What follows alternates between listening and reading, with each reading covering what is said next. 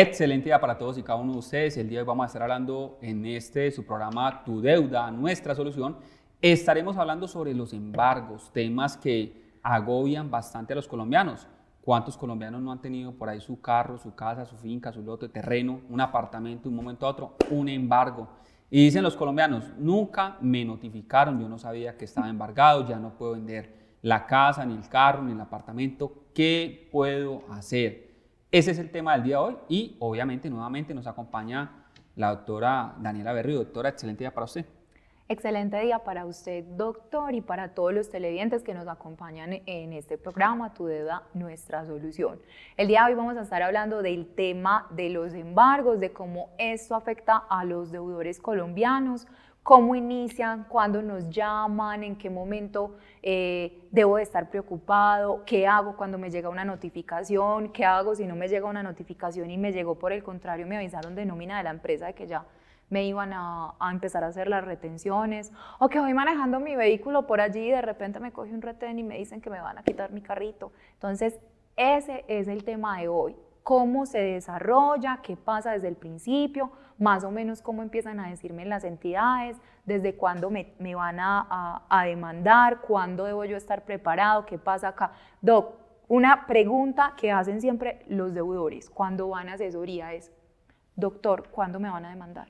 Yo tengo una deuda, ¿cuándo me van a demandar? Y esa pregunta es muy buena, es muy coloquial, casi todos los días lo hacen nuestros usuarios, pero vale la pena aclarar que desde cualquier momento en que usted se demora en el pago de sus obligaciones, podrá el acreedor presentar una demanda en su contra. Es decir, la ley colombiana no dice una vez la persona entre en mora, podrán demandarlo solamente a los 6 meses, a los 2 meses, a los 3 meses de mora. No, eso no existe en la ley.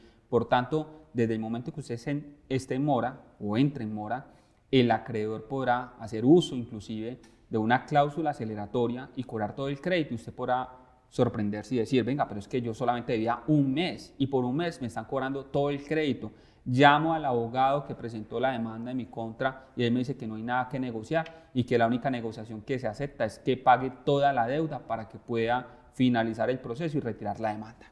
Entonces, sumamente importante que todos los colombianos tengan claridad de que si usted tiene una deuda sin pagar, podrán entonces demandarlo en cualquier momento, pero que previo al reporte negativo en centrales de riesgo tendrán que hacer una comunicación con mínimo 20 días calendario de anticipación.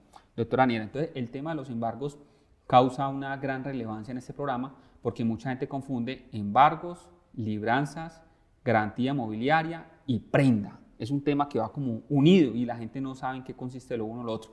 Sería sumamente importante, antes de continuar con el programa, aclarar esos 4 puntos. Bueno, listo. Entonces vamos a hablar de todos estos puntos. Hablemos primero de las prendas. Las personas tienden a confundir las prendas con las garantías mobiliarias, ¿cierto? Las prendas son cuando, el caso más común es el de los vehículos y les voy a poner un ejemplo con ello para que me entiendan mejor.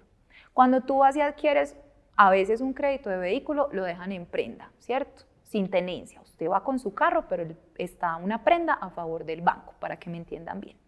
Cuando hay una prenda y yo no pago, la entidad, cuando decide demandarme, que ya sabemos que lo puede hacer desde cualquier momento, desde el primer mes de incumplimiento, y no es que lo vaya a hacer el primer mes, ojo pues, no es que a uno lo demanden el primer mes, porque pues ¿quién no se ha atrasado un mes en una cuota? Nadie lo van a demandar por estar un mes atrasado, pero de que pueden. Es posible, es facultativo del acreedor. Listo, es sumamente importante eso. Y reitero, la ley no establece un término mínimo ni máximo en el que se podrá presentar una demanda contra un deudor. Entonces, es disposición de ese acreedor cuando lo quiere demandar a usted. Entonces, en una prenda van y hacen una demanda ante un juez, ¿cierto? De forma normal, común, van a solicitar una medida cautelar, que ahorita les vamos a hablar de las medidas cautelares. Es una medida cautelar de embargo del vehículo y posteriormente pues solicitarán el secuestro del mismo, ¿cierto? Y esto lo registran en el RUND, ¿cierto? Hasta ahí vamos bien. Y se sigue un proceso normal en el que al final pues se va a dar una sentencia, continúan con la ejecución y rematan el vehículo al final. ¿Qué pasa con una garantía mobiliaria? La garantía mobiliaria es una norma especial, la 1676. Esta norma tiene una regulación diferente. Las garantías mobiliarias también permiten o las son muy utilizadas para los créditos de vehículo. Con una garantía mobiliaria, estas se registran en una base de datos, que es una base de datos de Confecámaras. Y la garantía va a permitir que por norma especial a ti no te tengan que hacer todo ese proceso que hacen con una prenda, sino que ellos van y solicitan al juez que se realice un procedimiento de aprehensión. Entonces, simplemente con la solicitud y la garantía mobiliaria, el juez ordena la aprehensión del vehículo y notifica a la SIJIN para que en cualquier momento hagan la retención del mismo. Por eso es que es más común que usted vaya por ahí y de repente lo pararon en un retén, alguna cosa, y te quitaron el carro. Recuperar el vehículo después de esto es muchísimo más complejo que con un tema de una prenda, porque cuando tú tienes una prenda, digamos que tienes más tiempo. Cuando tú tienes un tema de garantía mobiliaria, se va volviendo un poco más complejo. ¿Por qué? Porque son dos normas diferentes y dos sistemas diferentes para regular esto. No me voy a quedar mucho tiempo aquí porque eso es tema muy largo y seguramente de otro programa, pero esa es una gran diferencia. ¿Listo? Del otro que estábamos hablando, doctor, era de que del embargo y la libranza. Listo, entonces, el embargo se da como consecuencia de una solicitud que hace un acreedor a un juez de medida cautelar. Entonces, las medidas cautelares son medidas, no pues que me vayan a meter a la cárcel ni nada de eso, porque una persona escucha medida cautelar y piensa como en un tema penal. No, una medida cautelar es como una potestad, una facultad que tiene para solicitar que se dé un embargo. O sea, un embargo es una medida cautelar, secuestres está dentro de esto. También podemos tener medidas cautelares nominadas e innominadas, embargo de vehículo, embargo de salario, embargo de un inmueble, embargo de una empresa, de una cámara de comercio, de un registro mercantil, ¿cierto? Entonces vamos a tener diferentes tipos de embargo, o incluso hasta de una posesión, que lo estuvimos hablando que día con el doctor Christopher, en uno de estos programas también. Entonces, son cosas muy distintas. Para yo llegar a un embargo, debe de haber un proceso. Pues algunos dicen que usted puede solicitar la medida cautelar previa al inicio de la demanda o con la erradicación de la demanda, ¿listo? Entonces, en cualquiera de los dos casos esto es viable. Lo más común en Colombia es que se haga con la erradicación de la demanda, usted solicita las medidas cautelares. Pero es que a usted cuando le notifican, a usted no le notifican la medida cautelar, a usted solamente le notifican que lo están demandando. Pero el juez cuando libra mandamiento de pago, en español, cuando admite la demanda, también admite o aprueba las medidas cautelares solicitadas según disposición de él, porque el juez puede decir, vea, yo le acepto esto, pero no le acepto lo otro, ¿cierto? Entonces, en ese caso, ya el juez va a entrar a determinar cuál es, pero a mí no me van a avisar. Y ahí viene otra de las preguntas y se la vamos a hacer al doctor Germán. Doctor Germán, a mí me deben avisar, ¿por qué no me avisaron que me iban a embargar? Es que al ser medidas cautelares no se avisan, porque si las avisaren, ¿qué sucede? Que usted sale corriendo a sacar la plata de las cuentas, porque las cuentas bancarias se pueden embargar. Entonces usted va a sacar la plática de la cuenta. A usted le van a decir, oiga, mañana hoy le embargo su carro, su casa, su finca. ¿Usted qué va a hacer? Va a pasar esas propiedades a nombre de un tercero. Por esa razón, esas medidas cautelares no se notifican. Lo que se notifica es, como bien decía la doctora Berrío, pues la existencia de esa demanda, ¿sí? Y cuando usted notificado la existencia de la demanda, ya con toda certeza sus bienes han sido embargados, sus cuentas han sido embargadas. Así que en ese caso en particular, desde el punto de vista de la posibilidad de recaudar lo que usted se encuentra presuntamente adeudando a ese acreedor, pues funcionan las medidas cautelares para poder garantizar que en caso tal de que usted pierda el proceso ejecutivo, pues haya con qué cobrar esas obligaciones. Y cuando digo presuntamente es porque pueden existir dentro de la demanda ejecutiva la posibilidad de contestar la demanda, y en esa contestación inclusive se podría excepcionar la prescripción, que es una posibilidad. Pero esto es para las deudas que ya tienen un vencimiento desde el pagaré, y la ley es bastante clara en ello. Muchas personas creen de forma errónea que porque llevan 4, 5, 6, 8, 10 años sin pagar, entonces que la deuda ya no hay que pagarla o que ya no la pueden cobrar. Nada más alejado de la realidad, puesto que el Código de Comercio bien habla, en el caso de los pagarés, que es desde el vencimiento del título, y muchos de esos pagarés se encuentran completamente en blanco. Hemos agotado hasta acá entonces el tema de los embargos, las prendas, las garantías mobiliarias, y nos faltan las libranzas. Bueno, las libranzas. Entonces, las libranzas tienen otra norma también, no recuerdo bien la ley exactamente, es una norma del 2012, 15 algo, ¿no? El caso es que esta norma de regulación de la libranza es un tema muy diferente a un embargo. Una libranza es una autorización que tú das, ¿cierto? De que se haga un descuento o un pago directo, pues valga la redundancia, directamente de tu nómina, de tu salario, que la hace el pagador, ¿cierto? Entonces, usted autoriza a su pagador, a su empleador, para que haga una deducción de su salario y la pague directamente a quien usted le debe. Entonces, usted le suscribe o firma una autorización de libranza o descuento directo a esa entidad financiera, a esa cooperativa financiera, a ese banco con el que usted suscribió esa libranza, ¿cierto? O sea, la 1527 Exacto. del año 2012. Vea, me faltó el 27, Doc. Ley 1527 del año 2012. Entonces, ¿qué pasa? Muchas gracias, Doc. Entonces, ¿qué pasa con esta norma específicamente hablando? La libranza es voluntaria, es decir, usted va y hace un crédito y accede voluntariamente a suscribir una libranza y a que te hagan esos descuentos de tu ingreso mensual. ¿Hasta qué monto? Y eso sí me parece importante que hagamos un programa sobre las libranzas. ¿Hasta qué monto puedo yo suscribir una libranza o varias libranzas? ¿Puedo tener yo varias libranzas sobre mi salario? Sí, puedo tener varias libranzas sobre mi salario o mi pensión. Ojo pues, o mi pensión. También pueden ser ¿hasta qué monto? Hasta el 50% de lo que yo devengo.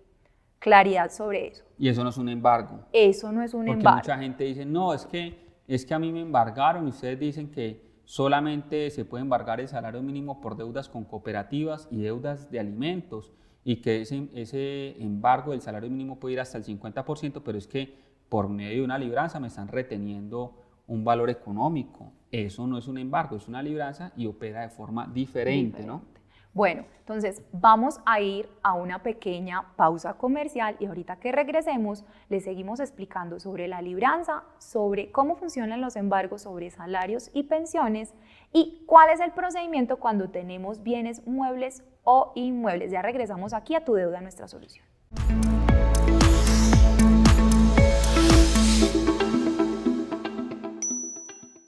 Tener una muy buena administración del tiempo, eso es esencial. Entonces yo divido siempre mis tareas en las que son importantes y en las que son urgentes. Entonces primero neutralizamos y ya encima aplicamos el producto más clarito. Nuestra sociedad es una sociedad todavía conservadora, ¿cierto? Pero yo creo que en el mundo se ha aceptado la ayuda de la medicina y de la tecnología para poder concebir, ¿cierto? Pero en la fase premenstrual y menstrual no te pongas a hacer pesas porque tu cuerpo está en sacar el endometrio del útero. Entonces no es el momento de cargar, sino hacer cosas más relajadas. Recuerden que tienen en sus manos el poder de diseñar el mundo que quieren habitar.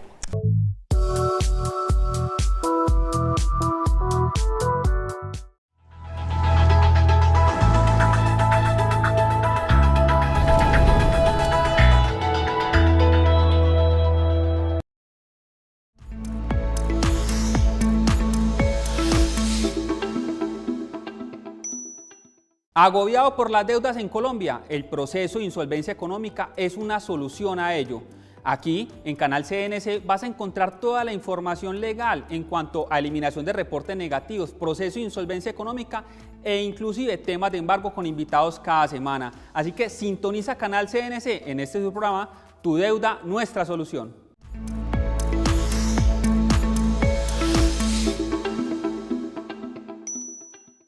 Pueblo. Oído pueblo, aquí estamos en el canal CNC Medellín, cumpliendo la misión que nos han encomendado, contarles a ustedes de las cositas que pasan aquí en esta tierrita, en este pueblo mío que está en la montaña. No olviden, canal CNC Medellín, Oído pueblo, de lunes a viernes, 12:30 del mediodía. Toda la información acerca del departamento, la ciudad, el país y el mundo la encuentras aquí en CNC Noticias. No lo olvides, de lunes a viernes a las 6:30 de la tarde, solo aquí en el canal CNC Medellín.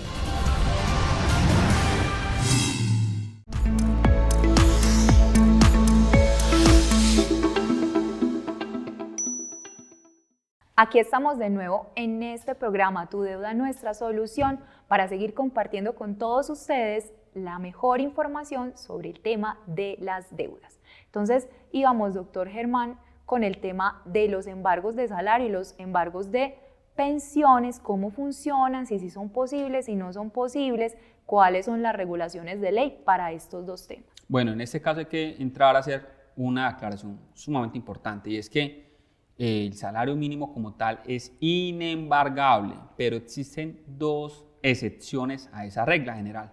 ¿Cuáles serían? Las deudas de alimentos y las deudas de cooperativas. En esos dos casos en particular se puede embargar hasta el 50% del salario mínimo.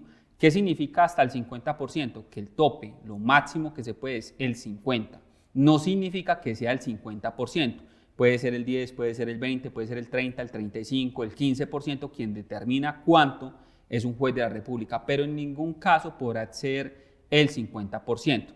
Y bien decíamos anteriormente, antes de la pausa comercial, las libranzas no son embargo. Ahora, en cuanto a ello, también muchos pensionados se preguntan, bueno, ¿y las pensiones se pueden embargar? La misma situación. Son inembargables salvo los dos casos mencionados anteriormente, deudas con cooperativas y deudas de alimentos. Entonces, ¿las pensiones se pueden embargar? Respuesta sí, la regla general es que no. ¿El salario mínimo se puede embargar? Respuesta sí, pero de forma excepcional, ¿sí? Porque la regla general es que no se puede embargar el salario mínimo. Y si usted venga más del salario mínimo, se puede embargar una quinta parte, es en el caso de los bancos o las deudas con particulares. Bueno, entonces démosle una explicación aquí bien clara a los televidentes. Si yo me gano más de un salario mínimo, ¿cuánto me pueden embargar? Ejemplo, tú te ganas 2 millones de pesos. Si tú te ganas 2 millones de pesos, tú le vas a restar el salario mínimo. Es un ejercicio rápido, no que preciso. En la actualidad. De la actualidad. Sí. Del año en el que estemos. 1.160.000 pesos. Exacto, ¿Sí? entonces a 2023, que ya eso debe cambiar para el 2024. Entonces, a esos 2 millones le restamos 1.160.000 y nos van a quedar 840.000 pesos. Entonces, el ejercicio rápido es que usted a ese valor... Se divide en 5. Exacto, lo dividimos en 5. Y eso que nos da ahí es más o menos lo que nos pueden hacer por temas de retención. Entonces, la gente se pregunta, ¿y si yo tengo varias deudas, me pueden entrar varios embargos? Pues, depende. Si solamente la tienes con entidades financieras, bancos y demás, pues el primero que llegue es el primero que gana. Y si ya te coparon la quinta parte de lo que exceda, esa partecita que estás mencionando, como en muchas normas, tiene también una excepción. Claro que exacto, sí. Y es la deuda de alimentos. Correcto. O sea, en derecho los abogados siempre decimos, ¿sí? El primero en el tiempo es primero en el derecho. ¿Qué quiere decir eso? Que si primero demandó Banco Bogotá y ya tiene el embargo, entonces el resto tienen que esperar, porque ya Banco Bogotá fue el primero que demandó y es primero en el tiempo, y por tanto es primero en el derecho. Pero excepcionalmente podría llegar una demanda de alimentos, tanto a un padre como a una madre, y esta tiene prevalencia por los derechos del menor, y en ese caso se suspende el embargo que ya tenía en este caso el ejemplo, Banco Bogotá, y entonces procedería en primer lugar ese embargo de alimentos del menor de edad. Correcto, del menor de edad. Entonces, en una persona que, por ejemplo, se gane más de un salario mínimo, ¿cierto? Le entró la quinta parte, no tiene deudas de alimentos, valga la aclaración en el ejemplo que les voy a dar, sino que solamente le entró el de Banco de Bogotá, por así decirlo, y ya le copó la quinta parte de lo que exceda el salario mínimo. En este caso va a entrar, digamos, no sé, la vivienda, y va a hacer un embargo también. Ya llegó Banco, ¿cuál banco decía yo? Banco de Bogotá. Banco Bogotá, la vivienda, Citibank, que ya no existe, ya ahora no, es Scotiabank el Patria. Ahora, todos ahí cambiando de razón social. O se van. Bueno, el caso es que ya me entró uno, pues no es como que me van a entrar, le debo a 5 y me van a entrar los 5 embargos. No se preocupen por ello. Le van a hacer fila. Le van a hacer fila, exacto. Pues a usted termina uno, si es que lo termina, y después siguen los demás, ¿cierto? ¿Qué más va a pasar acá? Si usted, por ejemplo, le debe a una cooperativa y le debe a una entidad financiera, pues pueden coexistir 2 embargos, en este caso sí, porque recuerden que las cooperativas pueden ir hasta el 50% de un salario mínimo, entonces usted puede estar por la quinta parte de lo que se gana del excedente del salario mínimo por un embargo con una entidad banco. O también podrían existir 2 embargos, uno de una cooperativa y uno de alimentos. Otro de alimentos. Entonces, ¿sí? Cada caso es diferente. O sea, si nosotros nos ponemos a indicarles a ustedes las posibilidades que hay, no acabamos en este programa. Por eso es que les indicamos que cada caso es particular, especial, único. Su situación es diferente a la de otra persona. Por tanto, la recomendación, ¿cuál es? Asesorarse de un experto, de un profesional que te pueda orientar de acuerdo a tu situación personal, a tu situación particular, porque estos programas son muy generales. Lo que buscamos es que ustedes tengan una idea y se orienten para que posteriormente, cuando tomen la consulta, sepan si el abogado o el profesional que les está brindando la información va por lo que es, o sepan qué hacer en caso de que no tengan ni siquiera con qué de pronto pagar una consulta. Claro que sí, entre otras cosas porque muchos colombianos que tienen deudas llegan a un punto de que se enferman por el estrés de esa llamadera, de los cobros excesivos que a veces se desarrollan, y es sumamente importante que tengan claridad en 2 puntos. Algunos colombianos se preocupan porque creen que les va a dar cárcel el endeudamiento con un banco o con un particular. De entrada les digo, las deudas en Colombia no generan cárcel, salvo las deudas que tengamos con la DIAN, algunas de esas deudas con la DIAN y deudas de alimentos podrían generar privación de la libertad. Y pues sumamente importante tener entonces en cuenta que las deudas de alimentos también podrían generar una privación de libertad. Pero si usted tiene una deuda con una entidad financiera, no pudo seguir pagando por cualquier situación, algunos colombianos inclusive dicen en redes sociales, ay, que por qué tantos beneficios a las personas que han sido reportados o que tienen deudas. No, es que realmente esto también tiene un desempeño desde la función social del Estado, que no es matar financieramente a los colombianos, sino de que la economía también se pueda surgir y pueda crecer. Fluir. Nadie ha buscado quebrarse. ¿Cuántas personas no creyeron ser intocables desde el punto de vista económico en el año 2020? Cae algo inesperado, una pandemia. Entonces muchos colombianos se quiebran por una pandemia, por una enfermedad, porque se les quemó el negocio, porque los despidieron. Entonces sacan las deudas y creen poder seguir pagándolas, pero la vida del ser humano es cambiante, no siempre estamos en las mismas condiciones, a veces hay altos y hay bajos, y esa es la vida. Y por esa razón existen mecanismos legales como por ejemplo la ley de insolvencia económica, que permite que una persona pueda volver a recomponer su situación económica y que no quede muerto desde el punto de vista económico, porque en últimas eso también ayuda al atraso de la economía.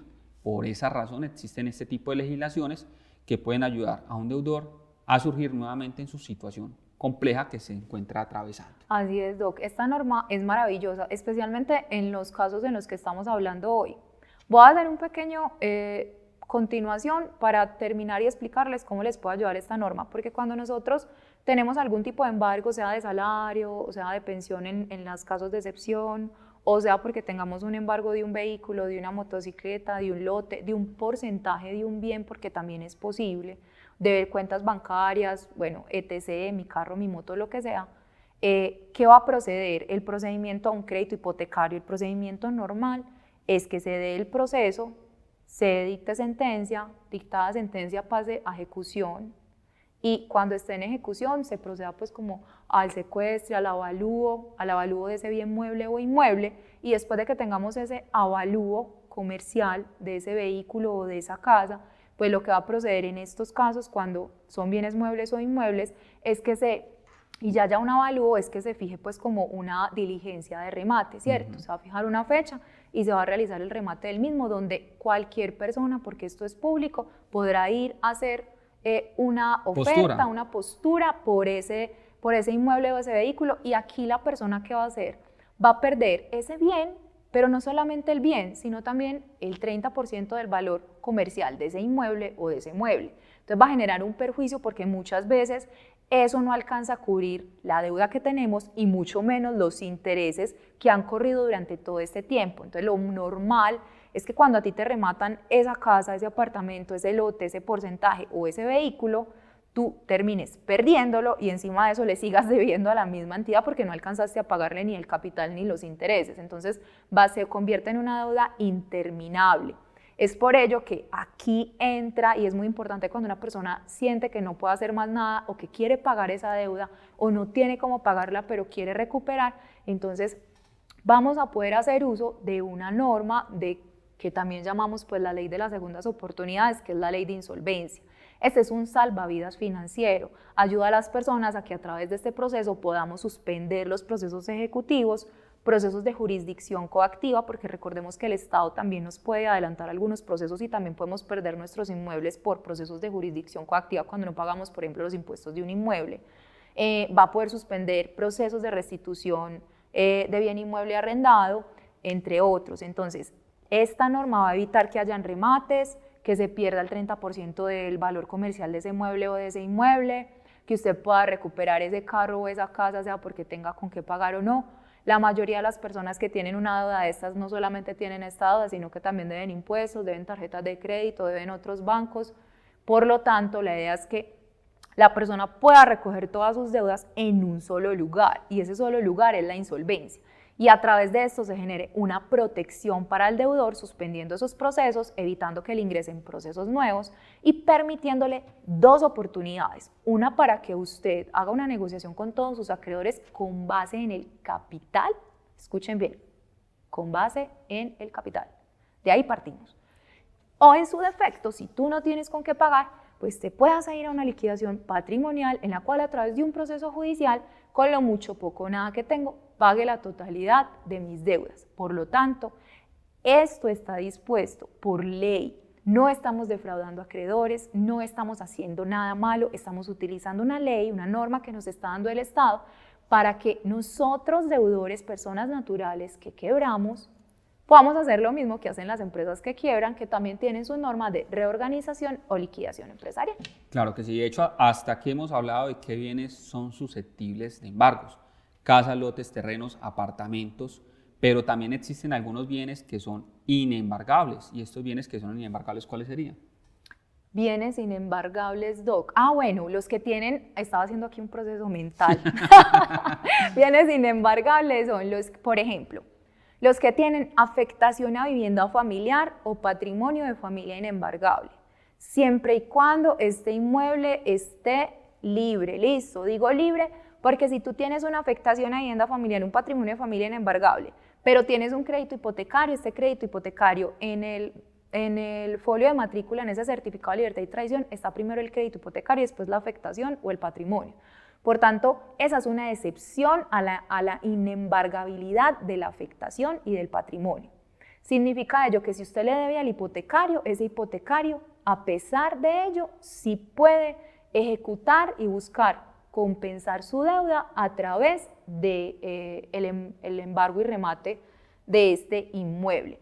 Pero por norma general, ¿qué es inembargable? Los bienes que tengan afectación a vivienda familiar o patrimonio de familia inembargable, doctor Germán. Adicionalmente, también hay que mencionar otros, tales como, por ejemplo, los alimentos del menos de un mes de ese deudor, la cama, el abrigo, utensilios necesarios para poder desarrollar esa profesión o oficio que tiene. Ejemplo, el celular, un abogado que tenga sus códigos, su computador para poder desarrollar sus demandas, es inembargable. Igualmente las herramientas del contador, de los policías o militares, sus trajes, ¿cierto? Herramientas necesarias e indispensables para que la persona pueda seguir su ejercicio profesional o laboral y pueda seguir, obviamente, generando un valor económico para recuperarse financieramente. Lo que les hablamos, el salario mínimo en principio y la pensión en principio, quitando de un lado las excepciones que ya habíamos mencionado. Claro que sí.